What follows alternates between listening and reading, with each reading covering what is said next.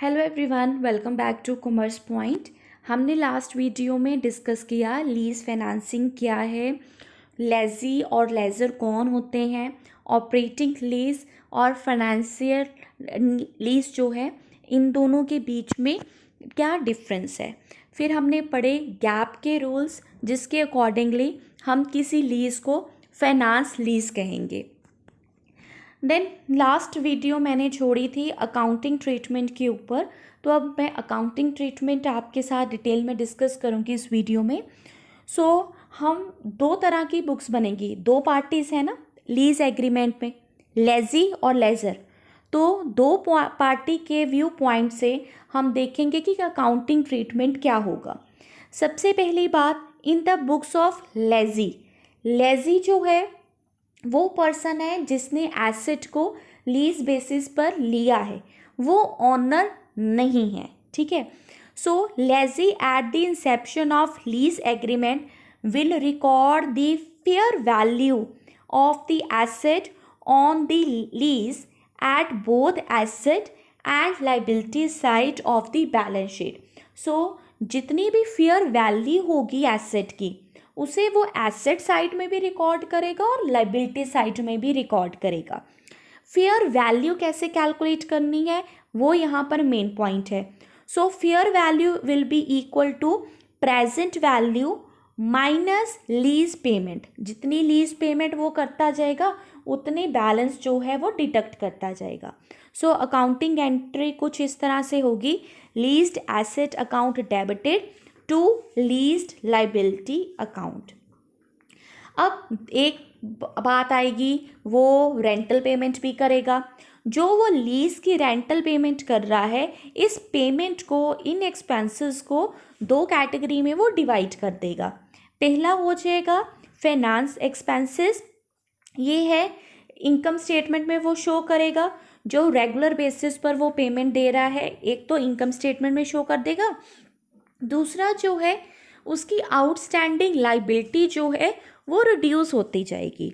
मान लीजिए मैंने कोई लैंड लीज बेसिस पर ली, 10 साल मैंने उस पर लीज पेमेंट करनी है, तो 10 साल की वो मेरी क्या है, आउटस्टैंडिंग लाइबिलिटी है। जैसे जैसे मैं उस पर रेंटल पेमेंट करती जाऊंगी मेरी लाइबिलिटी जो है वो रिड्यूस होती जाएगी। अब हम बात करते हैं लेज़र की। लेज़र जो है वो क्या है, एक्चुअल में ऑनर है एसेट का। सो लेज़र क्या करेगा, lessor at the inception of lease record the lease receivable at the amount equal to the net investment value in the lease. जिस अमाउंट पर दोनों पार्टीज के बीच में एग्रीमेंट होगा उस अमाउंट को वो अपनी बुक्स में रिकॉर्ड करेगा एज अ लीज रिसीवेबल। उसके लिए क्या है, लेज़र के लिए तो जितनी वो पेमेंट वो रिसीव करेगा उसके लिए इनकम हो जाएगी। सो अकॉर्डिंगली वो अपनी बुक्स में इसको रिकॉर्ड करेगा। Distribute the cash received as periodic lease rental into 2 parts. जितनी वो पीरियोडिक पेमेंट रिसीव करेगा उसको भी दो कैटेगरी में डिवाइड कर देगा, फाइनेंस और interest income and reduction in the lease receivable. So lease receivable जो है उसको धीरे धीरे क्या करता जाएगा, वो डिडक्ट करता जाएगा। ठीक है, जितनी भी कैश रिसीव करेगा उसको लीज पेमेंट में से वो डिडक्ट करता जाएगा। जैसे कि यहाँ लिखा हुआ है, देखिए एंट्री, कैश में रिसीव किया तो कैश अकाउंट डेबिट आ जाएगा, चेक के थ्रू रिसीव करेगा तो बैंक आ जाएगा। So cash account debited to lease receivable account to interest earned. अगर कुछ भी उसको पेमेंट मिलेगी तो वो इस तरह से एंट्री पास करेगा। अब बात आती है ऑपरेटिंग लीज की।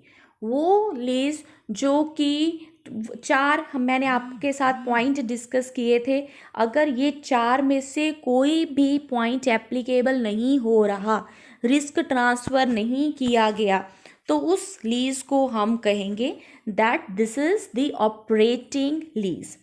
सो risk and reward of the asset are not transferred by the lessor to the lessee. So risk के बेसिस पर हमने कैटेगराइजेशन कर दी।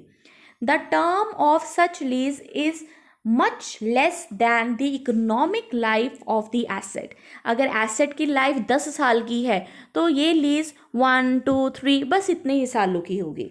And thus the total investment of the lessor is not recovered through the lease rental during the preliminary period of the lease. कहते कि जो हमने investment की है, जो ऑनर ने इन्वेस्टमेंट की थी एसेट में, वो सारी के सारी इन्वेस्टमेंट रिकवर नहीं कर पाता लीज के थ्रू। रीज़न क्या है? बहुत कम टाइम पीरियड के लिए लीज पर दी है। So lessor usually provide advice to the lessee for the repair, maintenance and the technical know how. अब ओनरशिप जो है वो लेजर के हाथ में ही है, रिस्क भी जो है वो लेजर का ही रहेगा। इस वजह से लेजर जो है he is more worried about his asset, इसलिए वो टाइम टू टाइम जो है वो एडवाइस देता रहता है कि इसको किस तरह से आपने मेंटेन करना है, रिपेयर कैसे करना है। ठीक है, ये सारी इंफॉर्मेशन लेजी को देता रहेगा। Technical know-how of the leased asset, and that is why this type of lease is known as the service lease also. तो इसको हम सर्विस लीज भी कहते हैं। ठीक है, अब देखिए दोनों के बीच में जो डिफरेंस है फाइनेंस लीज और ऑपरेटिंग लीज किस बेसिस पर है? That is mainly on the basis of the risk and the reward. अगर तो रिस्क और रिवॉर्ड दोनों ही ट्रांसफ़र हुआ है, इट इज़ यस, तो आपकी जो लीज है वो फाइनेंस लीज कहलाएगी। और अगर रिस्क और रिवॉर्ड ट्रांसफ़र नहीं हुआ, रिवॉर्ड का मतलब है एसेट से होने वाले बेनिफिट्स, अगर एसेट से होने वाले बेनिफिट्स का कंट्रोल जो है वो लेजी के हाथ में ना होकर लेजर के हाथ में है, तो उसे हम क्या कहेंगे? That this is the operating lease. आप यहाँ पर हमेशा याद रखना, जहाँ पर डबल ई आ रहा है यानी कि लेजी, उसने लीज पर एसेट ली है, पेमेंट करेगा और एसेट को यूज़ करेगा। जहाँ पर ओ आर आ जाता है लेजर जो है he will be owner of the asset. मैं हमेशा ओ से याद रखती हूँ, O means lessor, O means owner. तो उसने क्या किया है? उसने एसेट को दिया है किसी दूसरे पर्सन को रेंटल बेसिस पर। आई होप आपको ये दोनों वीडियो ही यूज़फुल लगेगी। अगर आपको वीडियो अच्छी लगी हैं then don't forget to subscribe commerce point. Thank you everyone.